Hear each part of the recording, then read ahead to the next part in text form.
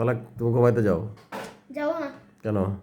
আজকে ম্যাচ দেখবো, কিসের ম্যাচ দেখবা তুমি? খুব ইম্পর্টেন্ট ম্যাচ। কারা কারা খেলবে? Manchester city versus Real Madrid. আপনাদেরকে দেখাই দিই, আপনাদেরকে মানে মানে এদেরকে ভিউয়ার্সদেরকে। এই তো আজকে রাত 2টায় তা আমি ম্যাচটা দেখবো।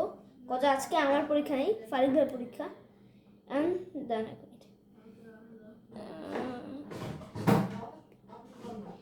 রিয়াল মাদ্রিদের জিতার চান্স 49%, এক্সট্রা টাইম হওয়ার 23%, আর ম্যানচেস্টার সিটির জিতার, যে আমি সাপোর্ট করি রিয়াল মাদ্রিদ, ম্যানচেস্টার সিটির জিতার 28%।